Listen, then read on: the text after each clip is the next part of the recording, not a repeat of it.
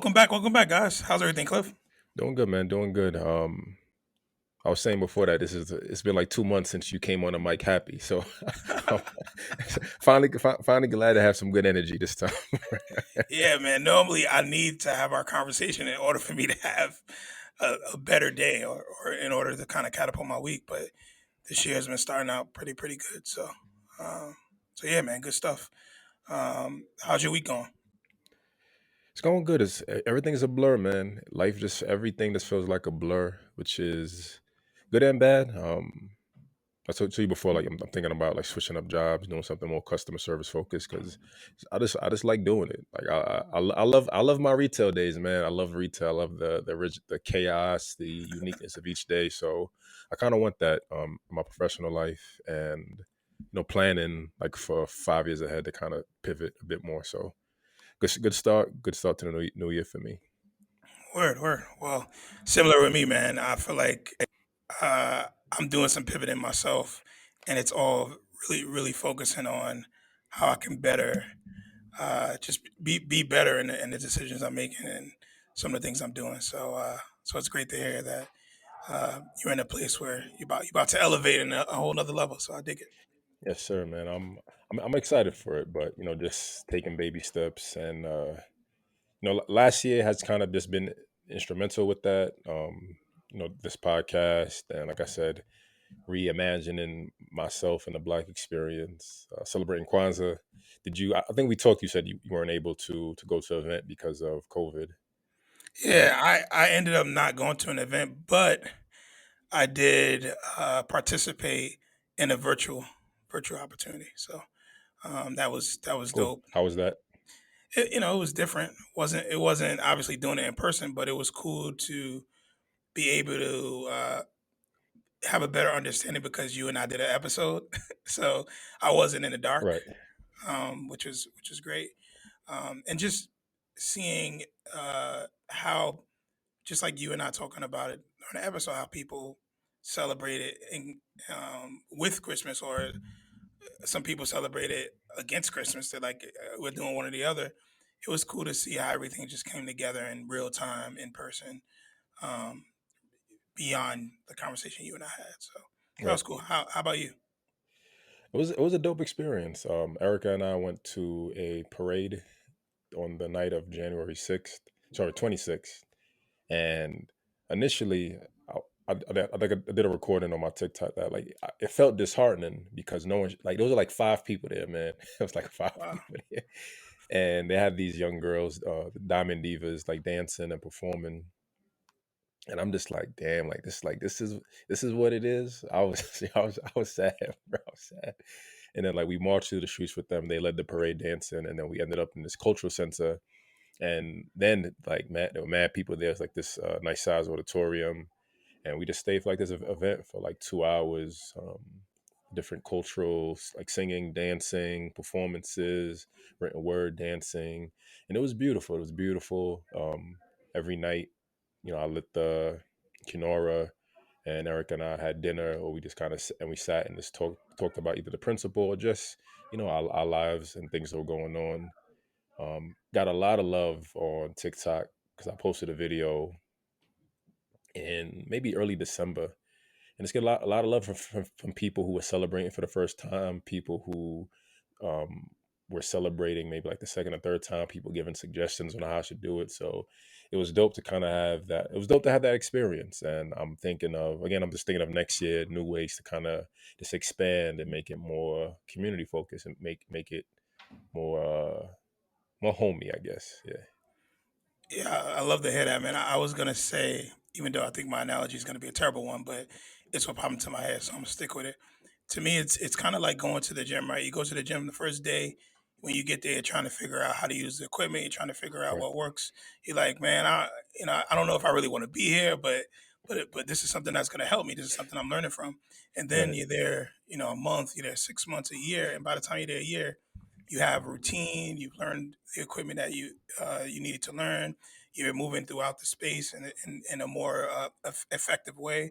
And I feel like when you share that around Kwanzaa, it's the same type of thing. It's like the first time celebrating it, even with me seeing it virtually, it was a little bit of a challenge. I was confused, but I'm sure if you and I didn't do that episode, I would have been even I would have been like lost. But I was a little more aligned with what was going on compared to next year, the year after, 5 years from now. If I continue it up, and to your point, like you said, now you have some ideas on how you want to celebrate it next Right. year.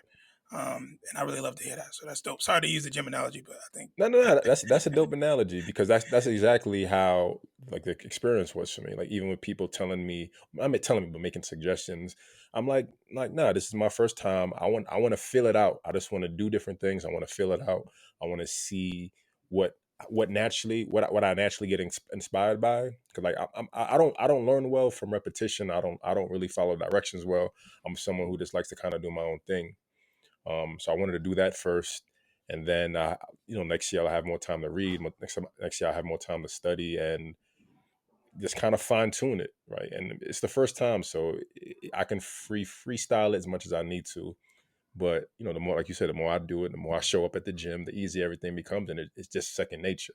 Like I still had to go through the website, the official Kwanzaa website, and I look at the word for the day. Like I can't, I'm not gonna memorize seven principles. Like I'm not yeah, there yet, but the memory's there. So like again, like the more I do it, the more naturally it'll flow down the line. Um, yeah. And another thing that just popped into my head is this: I feel like it's the same thing with Christmas. I feel like as a kid, you don't know everything about Christmas, but your family teaches you, this is Christmas, and right, this is some of the these are some of the rules of Christmas or how Christmas works. But if you never followed it in your whole childhood and adult life, and then one day they're like, "We're celebrating Christmas," you're gonna be like, "What's that? right, How do I right, do this?" So I think Kwanzaa, because it's still kind of being adopted and adapted, people are adapting to it. It's the type of thing where you follow the principles, but also create it your own way of doing it. And I really love that. That's something that you shared in our previous episode about, how do I bridge the gap between being Haitian American and what Kwanzaa represents. And I love to be able to hear you share that, years down the line when that right, time comes, and hear about how you've been able to incorporate both. So right. It was dope. Like at the first night celebration, they had like elders from the Denver area, and he was like, anyone who's celebrating Kwanzaa for more than 10 years, more than 20 years, more than 30 years, more than 40 years, and you see people raising their hand, and it's like this has been something that's been long standing for years. And we talked about this feeling like no one partakes in it, right? But it's also about the our individual awareness and knowing that it's there, right? Like I could have like I did research, right? Like I wanted to see like what was going on, and I could have just kept it home throughout the 7 days. But the research allowed me to kind of go out there and again feel that community. Like I said, I started the night with disappointment, but it ended with just saying like, "Yo, this is something rich that people are celebrating." Again, it's my responsibility to be aware of it and to push the experience forward. I word. know I shared a clip about Judge Joe Brown talking Yeah, about I was about to the bring the that up. founder of Kwanzaa. And yeah, just a interesting perspective. I was listening to the Star Report, and one of his regulars who comes on the show, her name is Dana, and she does a show with Judge Joe Brown. And Judge Joe Brown was saying how he doesn't celebrate Kwanzaa because the founder used to work with the feds, and he like locked up. He used Kwanzaa as a way to get black people together to talk more freely and openly. And he used that to kind of snitch and incriminate black people. And he was just kind of sharing his perspective on like not really messing with the doctor, thinking that he's a turncoat and a race traitor. And while I was watching it, I was like, the initial feeling is like, is nothing pure, right? Like, is nothing pure? And granted, I haven't done my research because it could be either way. But this the initial feeling, like, damn, like is this the real root behind it? Like, is this another finesse? But then coming to terms like, who cares, right? Like, the celebration is a celebration. So, what were your thoughts when you watched that clip? Yeah, so I actually have seen several clips with Judge Joe Brown previous to you sending me this one. So I kind of had an idea of the energy that he was going to give immediately Right. when I clicked on it. I was like, oh, it's one of these. But I understand where he was coming from. I hear him. I thought what was the young lady's name? You said it, Dana. Dana. So Yeah. I feel like Dana, what she does really well is she allows him to share his perspective and then totally ignores it. She's like, yeah, you feel this way. You're entitled to feel this way, but what about this, and this? And one of the things that she asked him that I thought was really spot on was like, yeah, you feel this way about this person, but what about what Kwanzaa represents? Right. Is that good for Black people? And he still was like, I'm all about the person. He kept going back to how he felt about the person, Right. and so my thoughts is like, hey, just because you know someone created something that is someone created something and that person may not be the best person doesn't mean what they created isn't remarkable or isn't incredible or isn't something that can help people. um, there's so many different things out there that we celebrate, so many different people we celebrate who are scumbags, quite honestly, who've done terrible things, but we still celebrate them. We still celebrate what they represent, what they created. We wear their clothes. We buy their, we buy their books, We and live in that country, right? yeah, we don't have any problem with it. So I wasn't. I hear what he's saying, and you can't take that away because that's how he feels. But to again to another point that you made, when you were going to a celebration and they're asking, have you been celebrating this 20, 30, 40 years? And people are raising their hands. Those people to me see the value beyond what what the creator, what the organizer essentially started it as. So Allegedly. Let's put it out yeah, right. that is true. Allegedly, yeah. Uh, so yeah, that's what I got from it. But I thought it was a great video. So I appreciate you sharing it because another thing about our podcast that I really really love, and I can speak for myself. I find that a lot of things that I don't normally pay attention to, I see more or have more meaning to me from a content and from looking at videos online than I did previous to us doing this podcast. So certain things I see about certain articles and things like that, where you and I just send stuff to each other to check it out, and if we do, we do. If we don't, we don't. Right. But it aligns with what we're talking about in the Black experience. So really, really love that because that was cool to be able to just dive into that after we had our conversation in our episode. So yeah. Right. And like you know, I always try to be objective. I care about both perspectives always. And if the like the intent wasn't important, right? If I was so focused on, or if we were so focused on what the original work was, then it'd be like, yo, this is just another flim flam, another black hustler, and all of that. And I could have been like, you know what, I'm not doing it anymore. But the growth, the understanding what's more important, and I think that's part of like I feel like that's what you just said, like being more aware of everything going on. You realize what's more important at the end of the day. It doesn't matter what he created as the individual. What matters is the celebration, the community, and the principles. Like like really going through those principles, man, and like really this again, like I said, interacting with people on TikTok and talking about it here with Erica. I see the value in them, man. Like they just encompass everything an individual in the community needs to thrive. So yeah, it's culture, right? The culture is more important than the individual. That's what matters. Yeah, you can say I don't rock with this person. I don't believe in what this person has done, but still admire their work if it's Right. positive work. Um, and you just shared your reasoning on why there's value there. So I'm all for it, man. The perspective is great, and again, I'm glad we actually did that episode Right. because I learned a lot, and yeah, hopefully we have more breakthroughs like that, just random things that pop Yeah, up. man. I think it's been dope.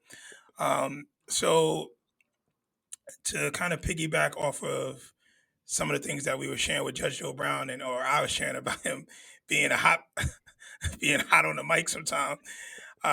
Wanted to quickly get your thoughts around this whole thing around Antonio Brown. So Antonio Brown is an NFL player. He's a wide receiver for the Tampa Bay Buccaneers. He's been on several teams in the NFL, and he has a reputation of being a hothead. He's done several things to be considered that way. You know, whether it's leaving his team, walking out on his teams, or getting in trouble for helmets. Like there's always something on each team that has led to him either being suspended or his contract terminated. So in this last instance, the reason I think this is something that's important, or in this most recent instance with the Tampa Bay Buccaneers, he was cut from the team, which he's not officially cut, but they said he was cut from the team. The coaches said he's cut for the team because he wouldn't go back into a game during the game. The coaches told him to go in. He wouldn't go in. Um, on the sideline, they told him he was cut, and he was like, "Since I'm cut, I'm out." So he took off all his stuff, threw it into the crowd, threw it into the stands, and left. And the reason I wanted to bring this up and talk about it is because initially it was reported that he gave up on his team. And one thing that I can say about him is that he does have a lot of off the field issues, but when he's in the game, he's one of the best. He's probably one of Right. the top receivers in the game, and he's one of the top players in the game, he's a Hall of Famer. But this was the first time people have seen him actually like act up at during a game and not at a press conference or outside of the off the field. So the reason I wanted to connect with you about it and get your thoughts is because it was initially reported he quit on his team, and then come to find out he was injured. He's been injured. Right. So and there's a lot that was thrown around his mental health. So I wanted to just get your thoughts. I don't know what you heard about it, so I'm sure you're going to share what you heard about the situation, and just get your thoughts about that. And then I have a couple questions I would love to hear from you as well. All right. So just to start, I don't watch football. I've stopped. I mean, for the most part, I've stopped watching sports altogether, just because it's a different game, and all of my countless reasons. So most of my understanding is from watching the Star Report and listen to other sports commentators or people who like really know sports talk about it. Um, and I mean, to everything you said, my understanding is that he was injured. He said I think he had a issue with his ankle, and they took it as him not wanting to. The coach took it as him not wanting to play and not play for the team, and the coach cut him on the spot, which coach can't do. They're like, he quit and he dipped. Um, I feel that. I feel that, right? If the coach, again, number one, the coach doesn't have the authority to do that. And to me, it comes over. I see two things. One is the coach being petty, right? And the second one is I always see the race dynamic behind it, right? I always see some type of racial dynamic behind it, right? The sports, modern day sports, it's the new slave trade, right? So, my work isn't doing what I want him to do, so I tell him he's gone, he's gone, he's gone. Um, I don't. I mean, yeah. I guess what's more of your specific questions, because Yeah, no, I agree with what he did. Fuck yeah. it. So that's exactly what I was hoping you would say, because I feel the same exact way.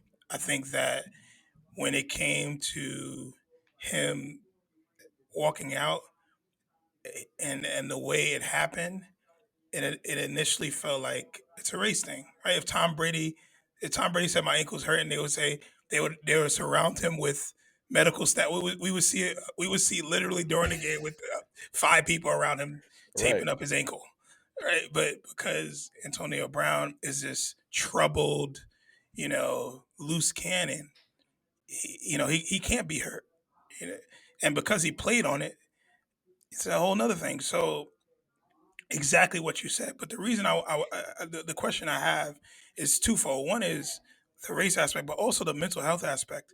He was being treated, and he is being treated. Not was he is being treated as this guy that every interview I watch, people are saying that he's a loose cannon and he's been troubled all his life. And it's like wait until you get the facts. Right, the facts matter.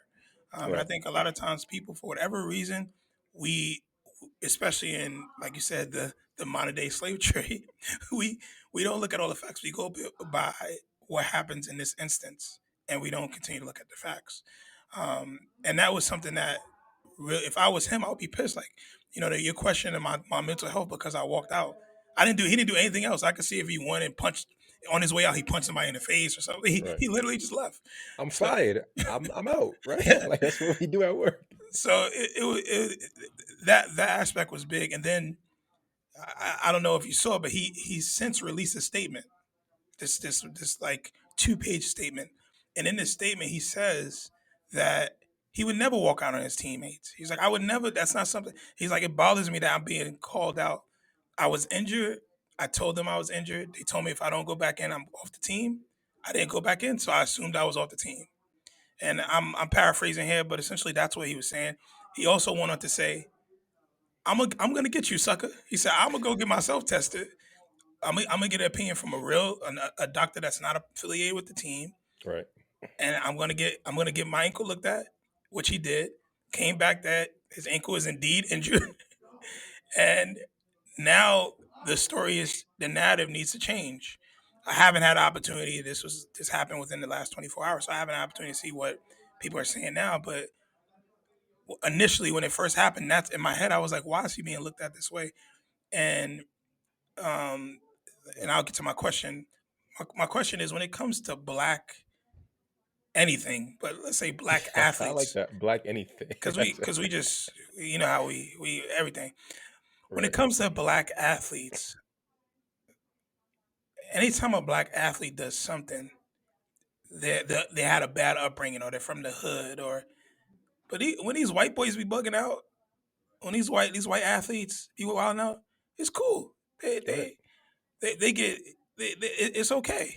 Um, and I could give examples like Aaron Hernandez. Aaron Hernandez murdered somebody, murdered somebody. That dude, he ended up getting caught later on, but there's so many different, paying man to teabag somebody in college, Hall of Fame quarterback. Right. So it just really like bothers me that certain athletes, and it's Antonio Brown shit. Antonio Brown does be bugging. He bugs out from time to time. I will say that, but we need to look at the facts before we assume anything with anybody. And um, so yeah, when it comes to black athletes, why are we why black athlete? Because I'm considered an athlete. I'm professional, baby. Why are we why we always getting the short end of the stick? Because we got millions. Like, what are your thoughts? That's the culture of the black experience, right? That's what the black experience has always been. Um, like I mean, even more recently, you think about Aaron Rodgers on the Green Bay Packers. Like when they asked him about his vaccine status, he said I have immunity. I'm You know, didn't immunized. didn't answer the question directly, and then they found out that he wasn't. They took it how they wanted it. They know he was playing. They knew. I mean, I feel like you can assume, right, that he was doing a wordplay, and they took it how they wanted to take it. And then you find out that that he wasn't vaccinated, and like no one, like there's no uprise, there's no him being selfish, right? No one's attacking him the way they were attacking Kyrie Irving. I mean, it's just the hypocrisy and the standard, right? Ben Roethlisberger, right? He used to play with Antonio Brown, who was accused of sexual assault, I believe. You know, Yep. still in the league. Uh, Ray Rice, right? When he had that incident when he was on video, he got kicked off the team. Um, it's Hasn't been back yet. right. Haven't been given another chance. I think part of it is that the black experience. Sometimes, right? Some of these athletes, knowing that you're in the limelight, knowing that there's always attention on you, they don't there isn't a desire like the handlers, all right? Like, everyone has handlers, everyone should have handlers, right? If you're the money person, you should have handlers, you should have people who tell you to chill out, people who, take you away from situations. But it feels like there's just this need to show out. Like, Antonio Brown is rapping, right? I think he just dropped a single I heard. And there's nothing wrong with that. But you let people into the other side of your life too much, right? I'm thinking about the Philadelphia Eagles player who was like in a rodeo or something. And he was like, I'll fight every nigga in here, right? Cooper. Cooper, there we go. And you realize that's who he is innately, right? That's who he is innately. That's something he probably says innately, but he never shows that side of himself. So we just think of him as, this is what whatever position he plays. But I think a lot of the black experience is being an athlete, but also being a name and being fame, being behind the mic, doing all these different things, and wanting to show out. And it rarely the negative is the focus, right? the Yep. the negative things become the focus, and that's what you get labeled as, because people need ratings and people need attention. So I think, at the end of the day, like going back to the slave trade, going back to the slave trade, blackness is just a commodity, and when you mess up, people are gonna focus on you and eat off of you. Like, I think that's just the reality, and they do that more to black athletes compared to any other athlete. Yeah, I couldn't have said it better. I'll leave it there. The Philadelphia Eagles player's name is Riley Cooper. Got it, got it. Yeah, Um, yeah, yeah. but yeah, spot on, man. So I appreciate your thoughts. Um, so yeah, let's go ahead and dive into today's episode. PJs projects, living in the PJs. I Today, texted you. I texted you like, yo, this joint is hilarious, man. This joint is hilarious. so if you don't know, today we're talking about the PJs. Yo, Oh can you sing man. that again? I love. Can you do it again? PJs, projects, living in the PJs. Holding down a cardboard condo. Homeboy in the homemade bungalow. In the middle of the end of the dead end one-way street. That was my song. I love when that song came up growing up, man. I love that song growing up, man. Oh man, I love it. Well, we don't have to talk about that. So it's funny that you know the intro, because before we jumped on, I'm like, man, I need to figure out this intro. You're like, I got it. I got it. I got it. I got it. I got it. I got it. I got I it. love it, man. And then also, the cool thing about the intro to the song is very interesting song, very interesting lyrics, but the visual is pretty interesting too. Where Super is just doing these things when he's like walking around with a plunger and Right. and the light falls down, and it just that whole intro is just hilarious to me. So, um, but yeah, I guess we should just go ahead and dive into characters. That way we know who we're talking about. Right. Right. Um, Right. And and what a dope cast. Sorry to cut short. Yo, like growing up watching it, the only person I knew was Eddie Murphy. And that was the draw. Eddie Murphy was the comedian. He was the funny guy. So going through all these years and going back to it and listening to the voices, I'm like, yo, I know I know you from this. I know you from that. I know you from that. And it's thinking about thinking about like the '90s and how many black shows just paved the way for other people to eat. Um, like you have Loretta Devine, who's Muriel, and Loretta Devine is also in the Carmichael show, which is like probably one of the best shows I've watched in the past 5 years. Um, Eddie Murphy, who is Thurgood Orenthal. Oh man, that's oh, go ahead. Sorry.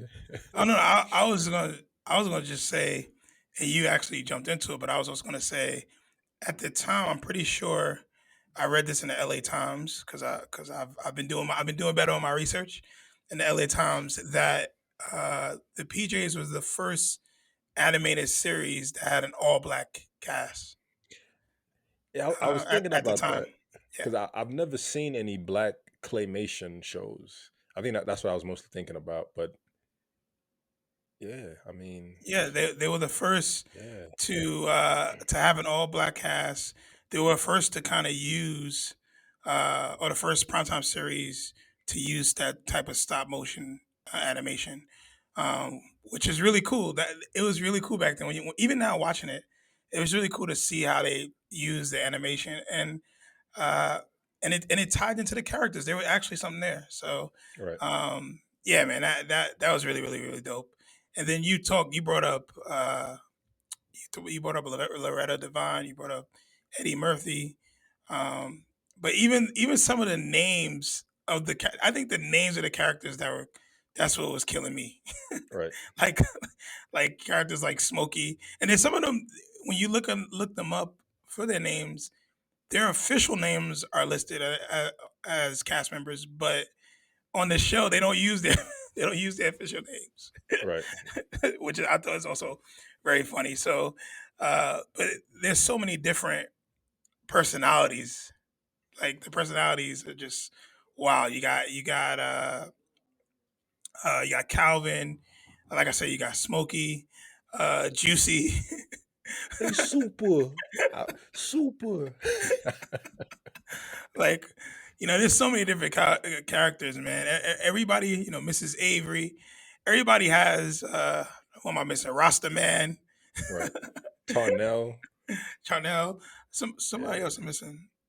Uh Haitian Jim. lady, Haiti lady, Haiti lady. Haiti Yeah. lady. Uh, all these like characters, man. Like, and they all had their own really cool, unique purpose. So, really, really, really dig that, man.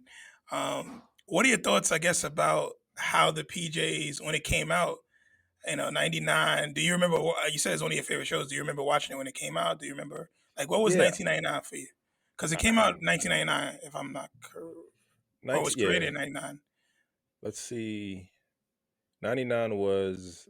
I guess it depends on what year or what month. Yeah, look, it came out. It was originally October. released in No, no, no. 1999. Sorry. Yeah. Yeah, it came out. So it came out January '99. January '99. I was a senior in high school. Um, was I? Yeah, yeah. I was a senior. No, no, senior in junior high school. Yeah, I was like high school. I ain't go to high Yeah, school in 2001. I was a senior in junior high school. So, I mean, just riding out those last bit of years.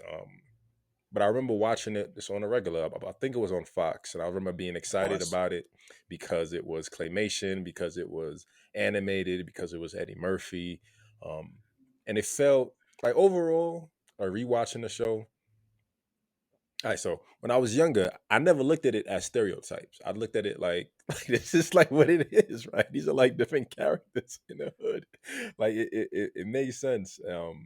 And like watching it now, there's a part of me initially like the first two episodes like I'm laughing, I'm having fun, and then like I'm questioning like the purpose behind the show. It feels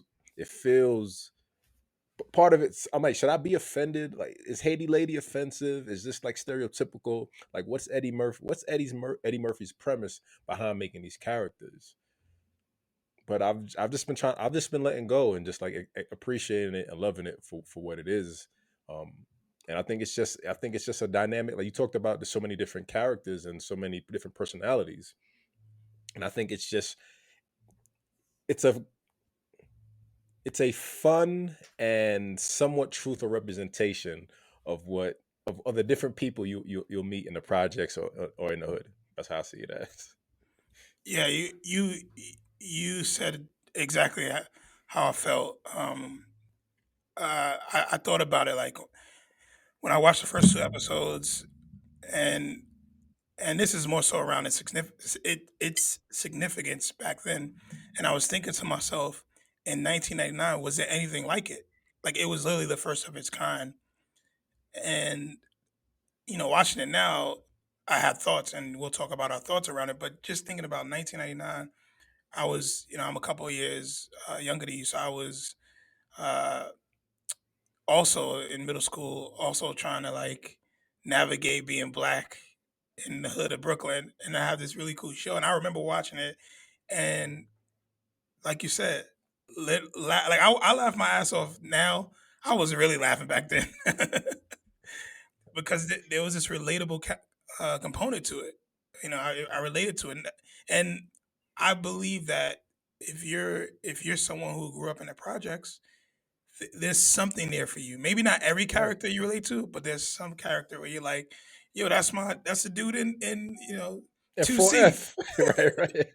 Like you just and I just yeah, and again, just like when we talked about during the holiday episode, it's extremely offensive. It's Right. extremely offensive. I actually wrote down it's hilariously offensive.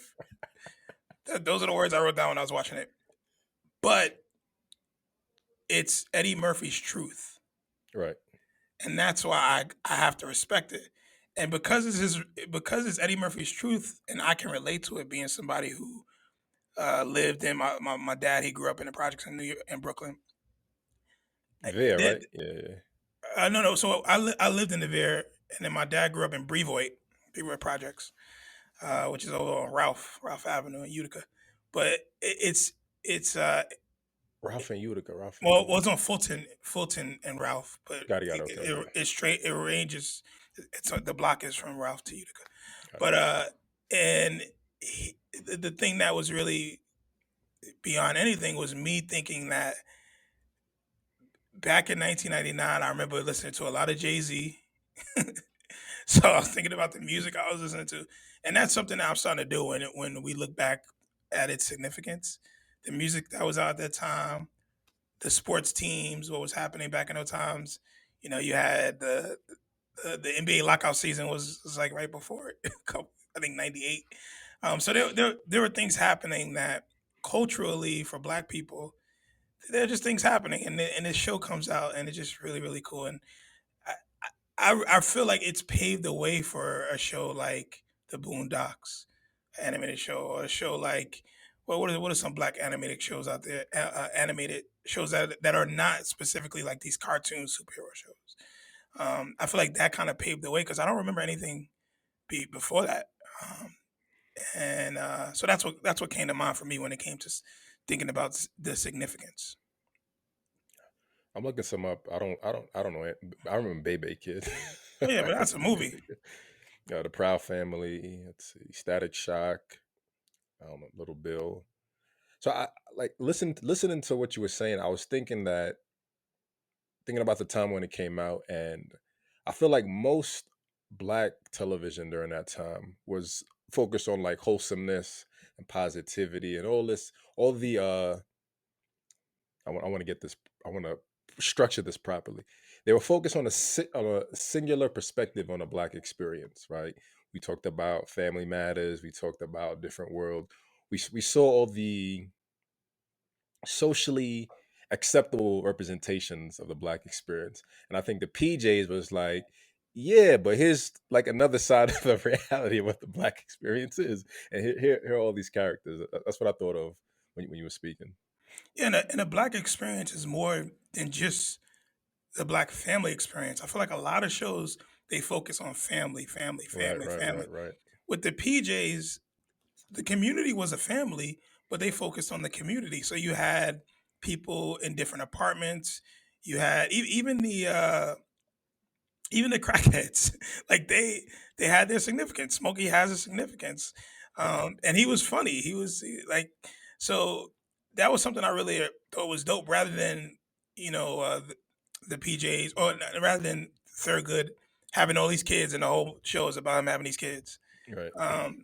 And so I thought that was something that was really cool as well. Like, and then what do you think about just like you said, claymation and animation, and you know the storylines? Like, what were your thoughts there?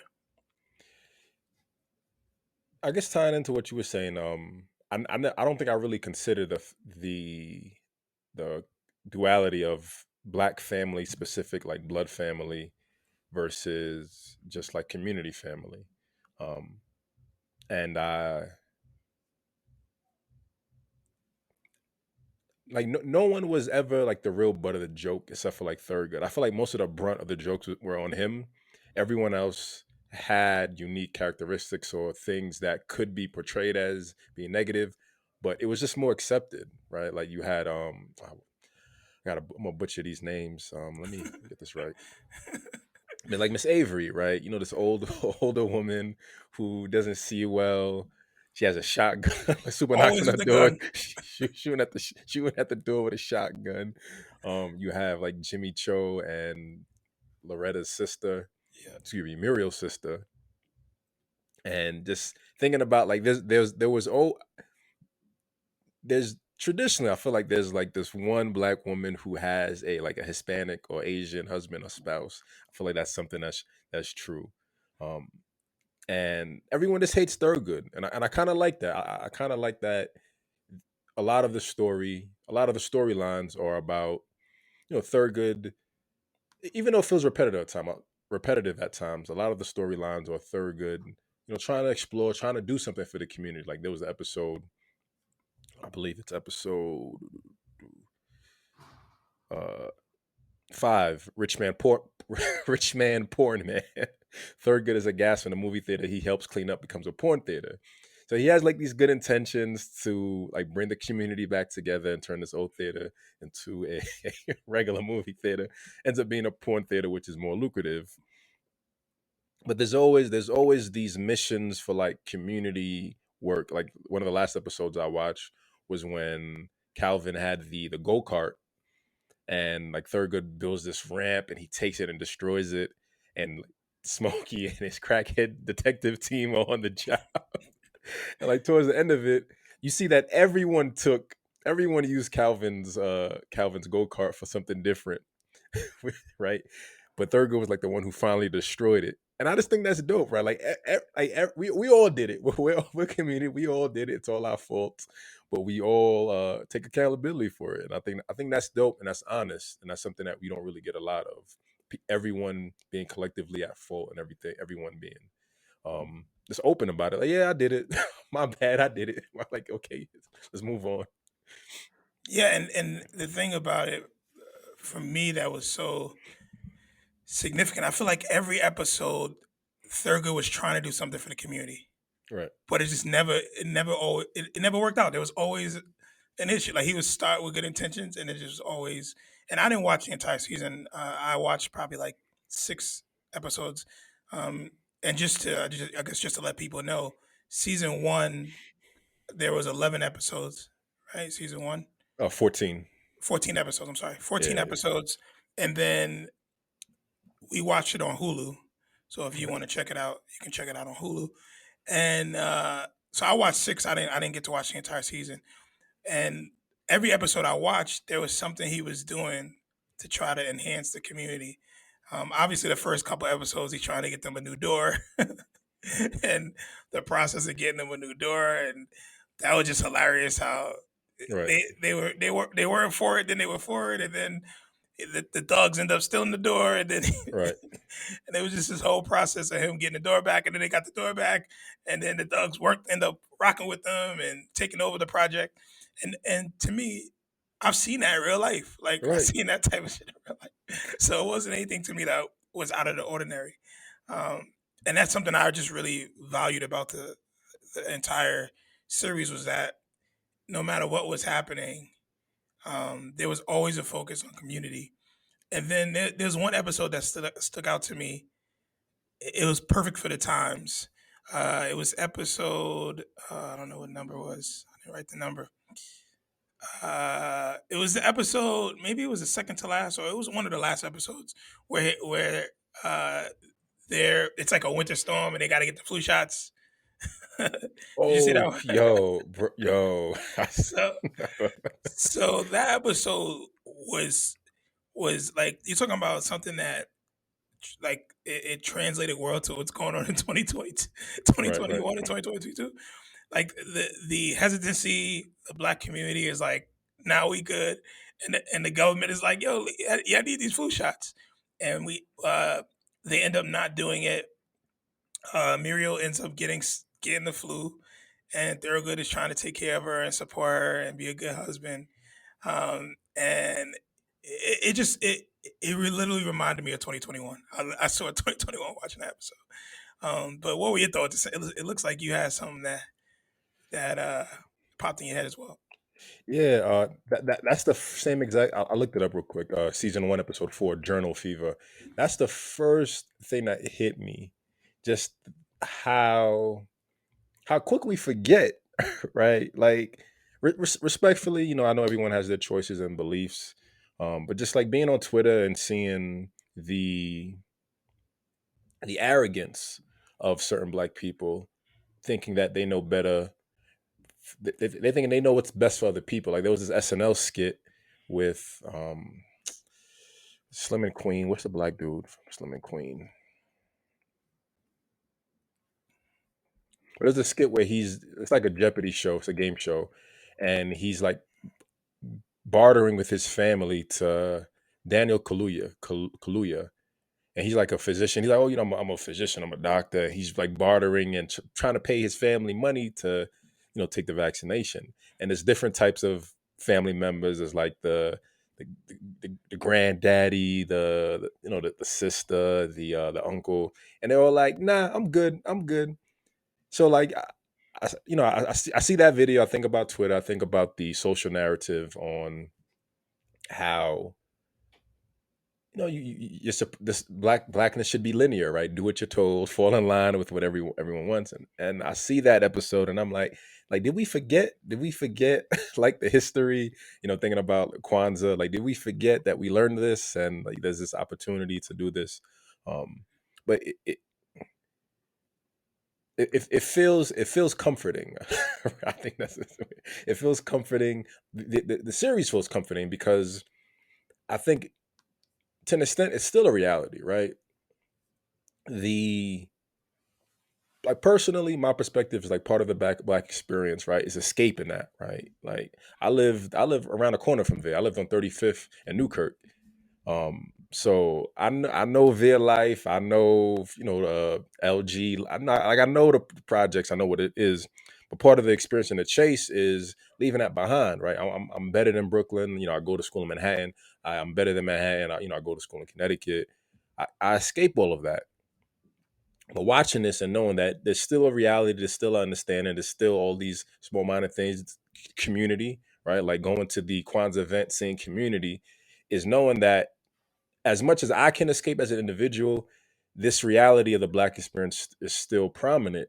And sometimes I feel like unless we all aren't free, no one's free until we're all free, right? So although certain black people are in different situations in their life, there's still this underrepresented group still going through it, unfortunately. And just thinking about the different ways to elevate that situation, or rather just kind of redefine the experience, right? Like, what if Thurgood had, because I think like for the porn theater, he forgot to pick up a movie. He just kind of picked a random one. What if he had the No, no, no. funding? He What went. if No, he went and asked the guy in the corner. He asked the guy in the Right, corner. Tarnell, right? He asked Tarnell to, excuse me, you're right, you're right. But yeah, but like, what if he had planned ahead and like had a catalog of movies? Then the theater maybe would have been something different and would have had like a better standing. Like a lot of the I think a lot of the downside of like his efforts to build community is just not having enough. I'm not sure. I'm not sure. Yeah, I Nah, think I think yeah. I guess my question to you, like, what do you think? What's the overall theme as to why a lot of his plans to build the community don't work out? I think that was on purpose. I think that was just to make the show funny, Okay. because their episodes, even that particular episode, when they like, it had me cracking up. But they go down to the what is it? They go down to the HWD or HUD, yeah. HUD, right? They go down to HUD. They're Uh, like, oh, we want to buy this. Go ahead. Housing Urban Development, I believe. Yeah, housing urban Yeah. development. They're like, we want to buy this movie theater. They're like, oh yeah, it caught, usually you can get it for $1, and it takes them six 6 months to raise $1. Yo, I forgot So, about that. so, Yo, so damn. in my head, I was like, this is funny, but at least the community came together. Like Right, right, right. literally, you see 6 months later, then they raise the money to get the theater. They get it, but then they can't renovate it because they're like, it costs tens of $1,000s to renovate it. Right, right, So right. they do everything themselves. Thurgood is trying to rally the troops, but the kids are the only ones helping out, and he ends up making it happen. So to me, I saw a triumph in that episode, even though it led to the porn, it becoming a porn theater. But even that was kind of funny because they were making money. Like, everybody was living large Right, right, right. from the money that was coming from. So I thought a lot of it was him just trying to be funny, and I want to be fair, because what you're doing is exactly what Fox wants us to do, and this was something that I wanted to bring up during this episode, because Eddie Murphy wasn't the face of the PJs. He didn't, in my research and the articles I read, he didn't really want to be the face of the PJs. Yes, The story is uh, predominantly his story, and the characters are based off him, and he voices Thurgood. But for him, it was another project that he did that was going to come out at some point, and he worked with other creators and producers. But because he was the face, because he was the person that was popular at that time, everything, all the marketing, everything was like Eddie Murphy, Eddie Murphy, Eddie Murphy.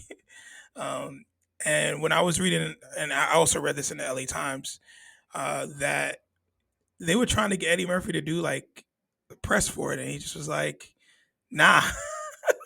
He's like, "Nah, I got other things happening," um, and didn't end up supporting them when it came to the press like they would like, especially there was some conflict with him and Fox because of it.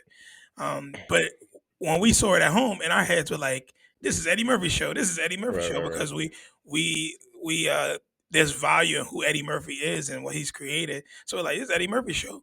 But there are others that pushed it to get to where it got, and I try to see, and I didn't get a chance to look it up, but I don't know if I don't know if Eddie Murphy ever talked about it. Like, I've never seen him talk about it.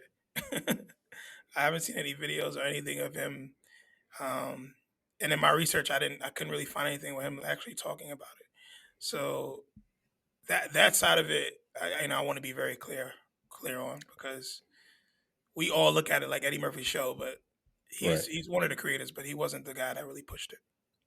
That's interesting to know. I didn't know that. And I guess I'll do some more research on that, and I'll dig a bit more through the internet to see if there's anything with him talking about the show. How did you feel about the kids? I feel like that's an important dynamic we haven't touched on. Calvin and Juicy. I thought they were funny. I just thought it was funny. Like Calvin, obviously Calvin to me had a little more brains than Juicy, but Right, Juicy was just a fat kid that eats. The sound was hilarious. His mom putting that sound on him had me dying. But again, it reminded me so much of the kids in the projects who have nothing to do, nowhere to right, go, and they're just hanging around with the elders. They're kicking it with right. the super of the project. That's literally what popped into my head. Um, and I really thought that some of the jokes. So I wrote down one of the lines he said to. Pretty sure Thurgood said this to Juicy when he's like, "The water's not hot," and Calvin said, no, Thurgood said, "The water ain't hot because because your daddy ain't working." Dang. He's like, "The water not hot because your daddy ain't working." So some of the stuff he was saying to these kids was just extremely inappropriate.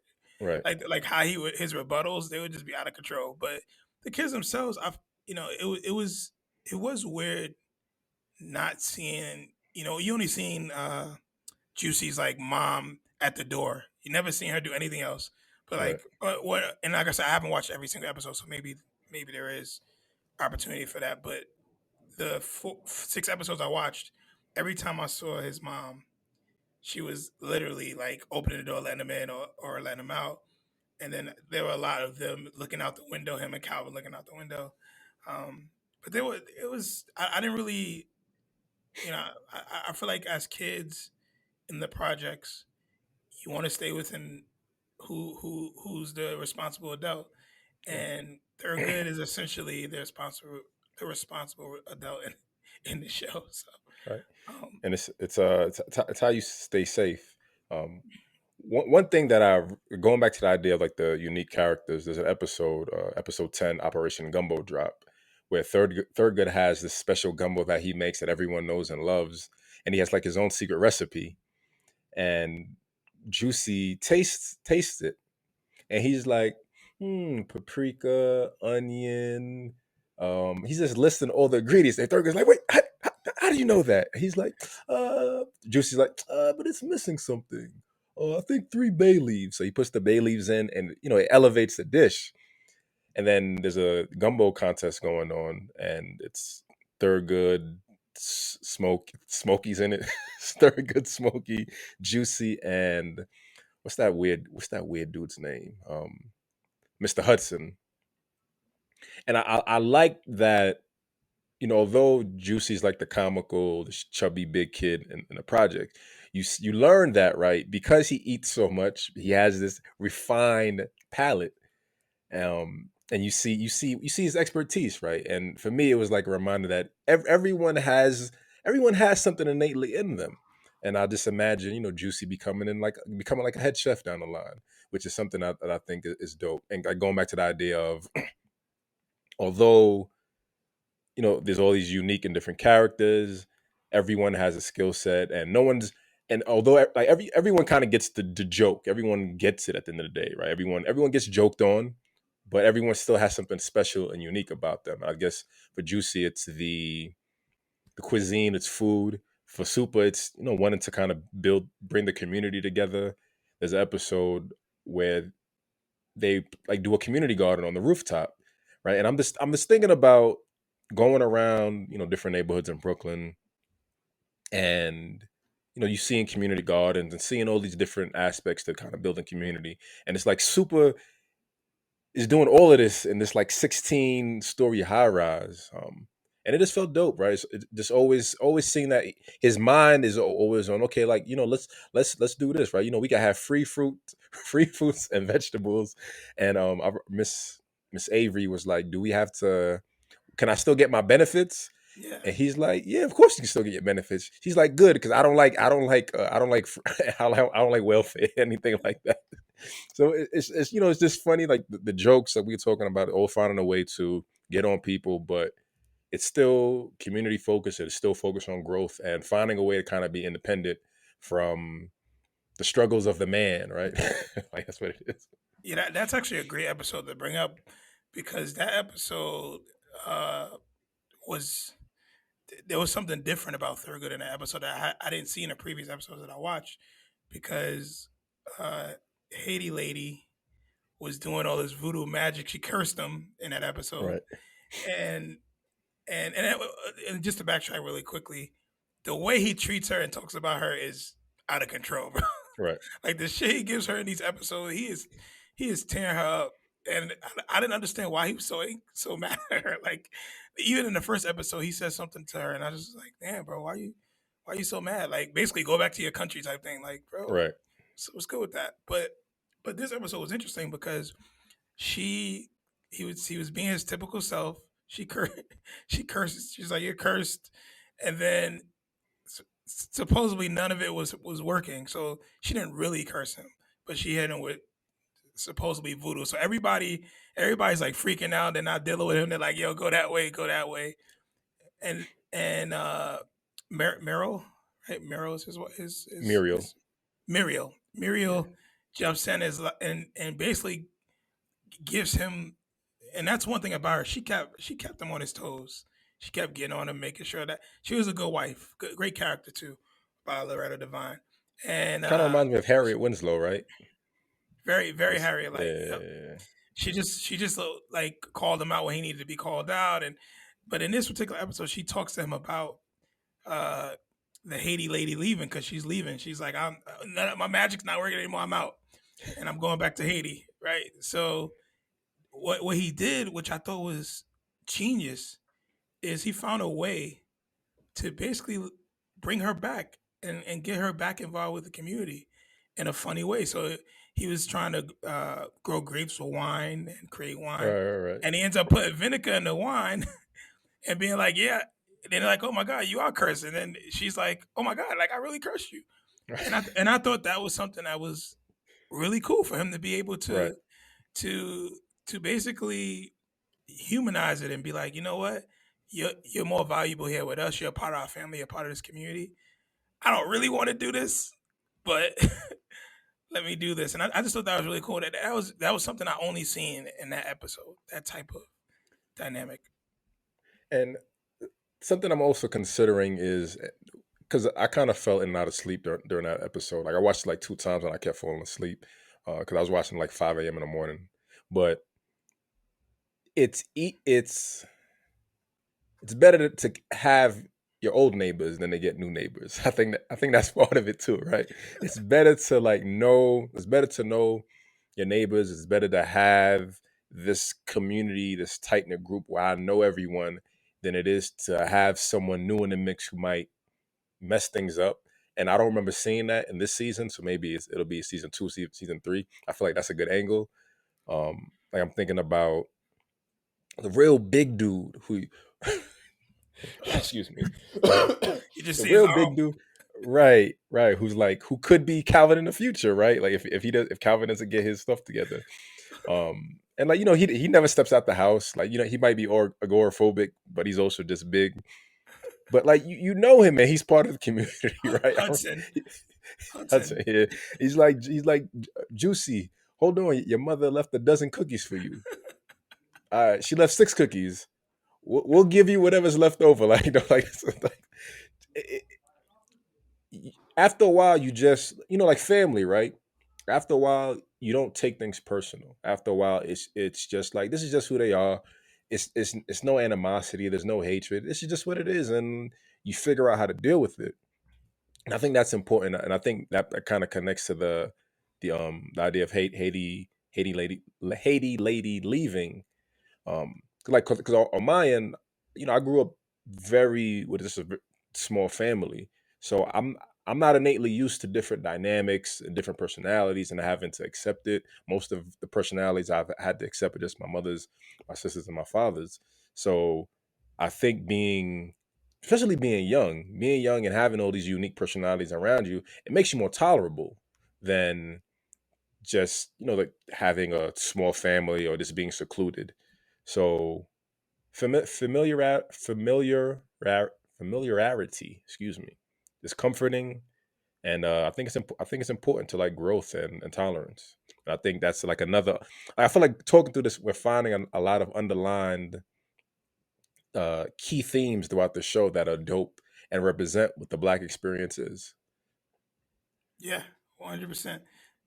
Even the guy, what was his name? Emilio, the guy with the with the smoke, with the, with the voice. Isn't that what's his name? Oh my god. Sanchez, Yeah, Emilio. Yeah, Emilio Sanchez. yeah, That's him. Yo, he had me dying. Like he was him with that device, and we all have. I've seen people in my neighborhood with that right, thing. Like right, I right, right. literally saw my neighbor, and he has his cane, and it was just funny, man. Um, It's too real. It's not too real. It's just real, bro. Like it's real. It's real. It's real, bro. It's not storytell. It's the storybook content. Go ahead, sorry. no, no, and no, no, it's real, and that's why I say it. Uh, like I say it so I loosely I'm loosely offended by it because it is so real. Because just like when we were watching, we talked about the Moondocs, and I was like, "Yo, this episode is super offensive."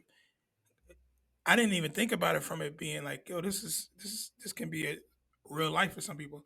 Obviously, the episode wasn't like this. They're two different shows, but looking at all the backlash that the show got and people protesting it, and I read that actors and directors like Spike Lee were like, no, this is offensive to us as a Black community, and it's showing people outside of us that it is we don't this is not the truth for us anymore. This is not our truth.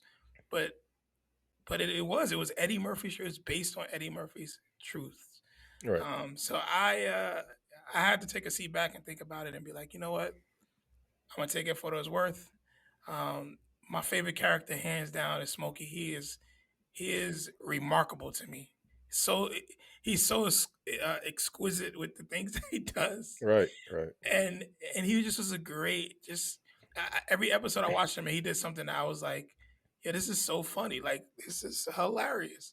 And everybody has things, but he was just on a whole nother. Even when the episode, I think it was the movie theater episode when the movie theater burns down, and he's like singing at the end of that. He's singing with the pigeon on the stick, and right, the right, right, pigeons right. is just like what? Yo, Smokey, yo. He, Uh, he's refined, right? We traditionally, when you think of, and like using the word crackhead kind of feels derogatory, but I mean he was a crackhead. I'm just going But based on the character being called that. right, right, right. traditionally they're just seen as people who are just fiends, right? It's looking for the next hit and the next fix. But periodically, right, you get a refined crackhead who is like articulate, who is skilled. Like he helped them find the door. He Yeah. won. He ended up he ended up winning the gumbo contest, and the judge, Mr. Hudson, was it? I think it was Mr. Hudson. He said, what is that? Is that cracked pepper?" And he was like, something like that. Like he put crack in the gumbo to get them hooked. But he like I said, he was the detective when it came to Calvin's go kart. They show they humanize him. I think you brought up that word earlier, right? They Yep. humanize him in a unique way, so he isn't just the butt. Like again, everyone's a joke, but everyone has something respectable about them, and that's something I definitely liked about Smokey. I like Tarnell. I just because he's just like Hustle Man. Yeah. Tarnell is like Hustle Man from Martin, right? You don't really understand what he's saying. Like you tell him you need movies. Like I can't even imitate his voice. He tells you he got you, right. I got you. I He, got he you. he was talking about pies. He was like Betty Crocker. He was Betty like, Cracker bad. That's for the past. This sad. This that. Like this, the cliche jive talk. Um, and he comes short, but like that's on you. Like why you keep going back to him, right? Like he's allowed it. He's embodied, and he's I guess emboldened to kind of keep doing that because you keep going to him at the last minute thinking he'll be better next time, but he won't. He is who he is. oh man. Uh, so just to go back to Smokey quickly, I didn't see it, and maybe you can tell me if you saw it. I didn't see not one episode where Smokey asked for crack, where he bothered somebody, where he asked for drugs from any of the young people. None of it. Every episode I seen him in, he was homeless and doing, but but there was always some type of intellect. Always. Right, There was never an episode where he was like he out strung out fiending and they see him later. He just always was doing something witty to maybe right, try to get money or try to get something. But you never seen him using drugs. You never, and it reminded me of the drug dealers in my neighborhood, the addicts in my neighborhood, who they were ashamed for what they're being hooked on drugs, but they never treated you, the young people, the neighbors. They really never treated you disrespectfully. I could go to them as a kid and say hello and keep it moving. right, And they didn't want you to see that side of them, but they had this substance abuse issue. Um, and that's what I saw with Smokey when I was watching it. I was just thinking of like the people in my neighborhood where I walk by in the corner store and they'd be like, "Hey, can you give me a juice or something?" And I get it from them, and then we keep it moving. It's how you doing? Or right, you may walk by one day and you see them spitting game to some kids, teaching some kids about not getting into the life, and you're like, "You in the life? How you telling them about?" right, right, right, right. That's what I saw with Smokey, and that's why he resonated with me so much. Even when Thurgood during the episode when Thurgood gets to the movie theater and he has a flashback and he's like, "Man, I remember when I first came here," and then Smokey, it's just so good, man. It's so good. Oh man, what a character, Eddie Murphy. We need more shows like this, man. It's So I, good. ne- I never thought about that, but that's something I'm going to be mindful of moving forward. Like watching it to see if he does ever ask for it, because I watched a few more episodes than you, and I don't vividly remember him ever doing that. Um, but I like you saying that we need more shows like this.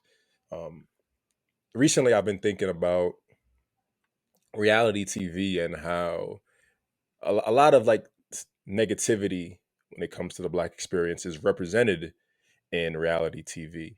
So it becomes like self-defining because you see it's reality TV. This is I'm telling you this is the reality. You see people behaving a certain way, so this is what you think it is, because that's just what the black experience always has been. But with cartoons, there's some type of disassociation. So like going back to what you said about like people like Spike Lee, respectfully, Spike Lee and directors wanting to ban it, it you have to fill that void because it is a reality. Like we've been saying, like these are familiar experiences for us growing up. And watching it as an adult, it's funny, it's comical, it's good to kind of be aware of it. But we're seeing the new layered. the new layered responses and the nuances behind it, right? So, like thinking about Spike Lee being an adult, like let's say he was like in his 30s when this show came out. If he was more laid and aware, right, then he would be seeing it the way we see it. But since he's kind of on this linear perspective of, blackness needs to be represented in a good light and all of that, he misses the point. He misses the point and the potential of what the show represents. And I think the end result is kind of being stuck, like I said, like in this reality TV era when it's just real people doing all these negative offering these negative portrayals, where it could be and it should be cartoon and characters, so it's disassociated and it doesn't feel too personal and too offensive. Yeah, and I'm just recapping some of the notes that I wrote about how uh, the debate wasn't so much about the content, more so about how it was presented. And one of the arguments on the good side, or on the side that, like, yo, this is a good thing, is one of the directors or writers stated that these characters exist in black communities, and a lot of comedians have talked about them on stage in their acts. All we did was make it into a TV show. Right. But if you look at a lot of the stand up, if you look at Chappelle, the person quotes Richard Pryor. He says a lot of these characters are already in Pryor's act. It just we created it where you visually can see these characters. And does that make it any more okay? Like, and I think that's what the shuffle is. And then I didn't get into it, but I think a thing that really, now that I'm now I'm going on 35 and I understand news and I understand media, with this black show being on Fox, like, what if the show was on BT? What if the show was on Adult Swim? Would it have been more accepted? Right. I don't think there was an Adult Swim in '99, but as TV has evolved, there have been uh, upgrades and there have been additions added to the type of content we can take. Like, I remember when you couldn't say ass and shit on TV, and now Right. you have people. It doesn't get censored out. So I think Fox has always been looked at as the racist the racist channel, especially the news, Fox News. Right. So with this type of content and this type of show series being aired on Fox, could that be something that played a role in it as well? I, And I, that's I like that. I'm sorry. it, I don't know, but that's something I was thinking of too. I was like, man, if this was on, because you think about the cartoons like SpongeBob. If you look at SpongeBob, some of the stuff in there is It's wild, a bro. dope. It's a dope.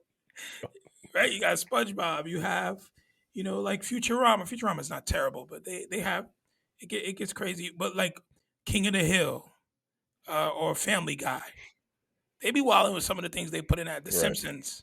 They be wilding sometimes, but It's I feel like, allowed. right, I'm sorry. Go they're on ahead. a, no, you're absolutely right. It's allowed. They're on the appropriate channel.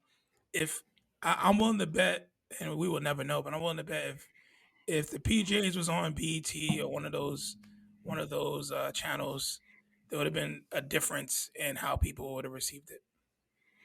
Yeah, I really like that perspective, and I'm going through the stations that we had. It was UPN, UPN 9, underpaid Negroes, right? um,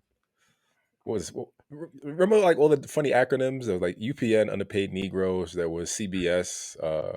Was it like Color Broadcasting System? I forget the different jokes they had. Um, I don't know. I don't know because I feel like BET was just BET, like focusing on that era. I think that's part of it too, right? BET in the '90s was just hip hop, right? Hip hop was just like the only thing that really mattered for the black experience, like in the '90s. You had the Tigger, you had, what was that skinny dude? I forgot his name. I think he was like on at noon. And then I mean, like from Uh, from noon to what 8? I mean, It was 106 in just, Park. yeah, 106 at Park. It was just it was just music videos, right? It's like MTV. I don't know. I don't know. I don't know if it was on a different. I don't know if it being on a different station would help. Um, you had like the Wayne's brothers. Yeah, I don't know. I don't know. That's a good question, man. That's a good question. I'll think about that. I'm gonna be stuck on this for a minute thinking about it. Yeah, That's a well, good question. we got to keep in mind that again, I have to look at it from both sides. What BT is today, it wasn't in 1999. What Adult Swim is today, I don't know if there even was an Adult Swim in 1999. Then you have channels like uh, Spike TV, and those are the type of channels I can see the PJs being on. Those those types of channels. So I have to look at it from both sides because I just don't know.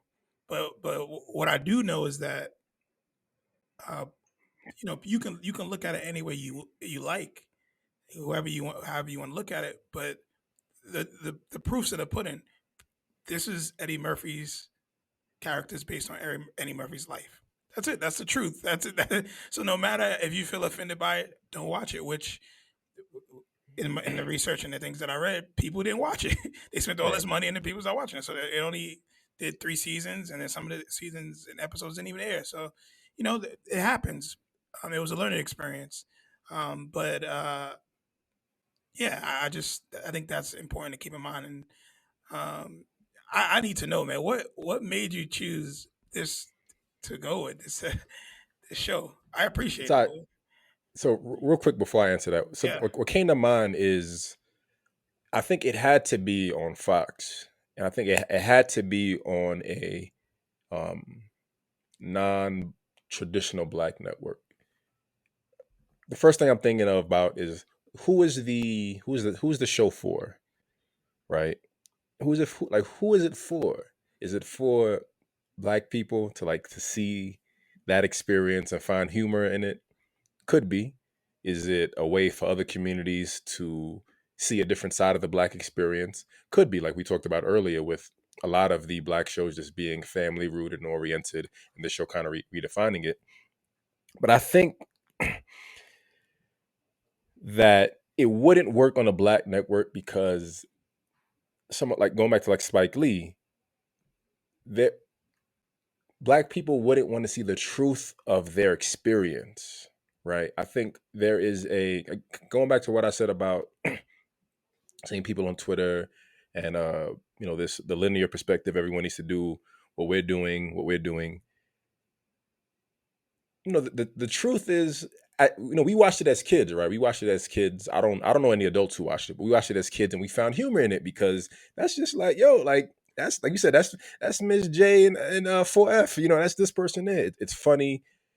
As adults, where we have this newer perspective because we're kind of redefining our experience, and we're not just looking for offense in things. We're kind of finding truth in things.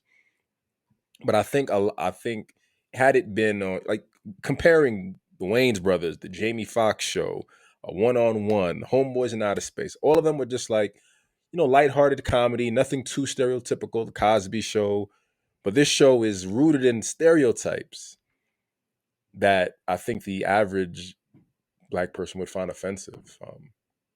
Yeah, I guess anything to add to that before I answer your question. No, you again. You you're entitled to feel the way you feel. All I right. can't. I can't. I don't. I don't. I hear what you're saying, but I think overall, uh, because of shows like that, shows like where did the Boondocks? What channel was Boondocks that? was on Adult Swim initially, I Adult Swim, believe. right? The Boondocks. I don't know if they have. Obviously, I've only watched that one episode, and it was intense. So I don't know if they have similar tone, but that is on TV. That made it to Adult Swim. Um, Right, but Adult Swim is niche. It's a niche. It's a niche segment like time block where you can have all these different themes, and I don't think it really existed in 1999. yeah. Yeah, So yeah, we can table it there because I think you and I are saying the same thing, right? That's why I was like, hey, I think we have to look at it from both sides because if there was a Adult Swim in 1999, I feel like this would have been something that would be on it. So, right. So yeah, Uh, we're aligned there. all right. Why did I choose this? Nostalgia, remembering how funny it was, and wanting to kind of again gain new perspective. Thinking about there's a little bit of reverb. I'm not sure if the headphones are too loud. Maybe. Nah, I didn't do anything different. Okay. Um, I think wanting to revisit it.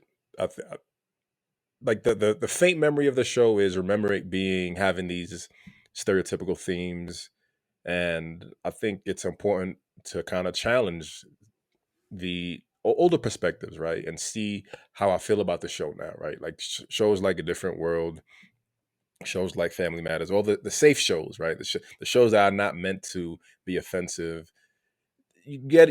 I feel like we get the same kind of general feeling from this. I think the PJs like really push the boundaries, like similar to a show like The Boondocks, and yeah, I wanted to see if I still felt the same way. Like I said, I watched the first episode. I thought it was hilarious, but then I started watching it. And I started feeling a way, and I'm like going through the thoughts. I'm like, yo, is this offensive? Is this wrong? I don't like the way they doing Haiti lady. I don't like the way they got her shape. And it's like nah, like it's all the things we've been saying, like and all the ideas and thoughts we've been unraveling. Um, that's mostly it, man. Just wanted to gain a new perspective, and I'm glad, like going back and forth, it's helped evolve the thought a bit more. Yeah, well, I appreciate you choosing it. It was definitely a great pick, and it reminded me of a show like Insecure, um, and because I remember when Insecure first came out, a lot of people didn't really align with the storyline. There was challenges with the storyline, but the thing is it's Issa Rae's story.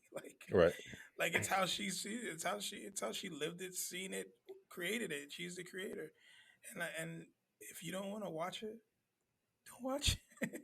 right, If it ain't for you, it ain't for you. There's several things out there that's just not for me, so I don't watch. And there's other ones that I'm like, oh, I really love this. A Different World. It wasn't for me when I first watched it. I was like, it's trash, and then I fell in love with it.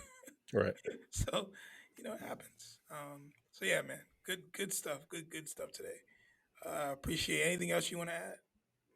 Nah, that's it, man. Are we doing so? There's only 3 seasons, so do you want to do season 2 as its own for episode 2, and then the clubhouse would just be season 3?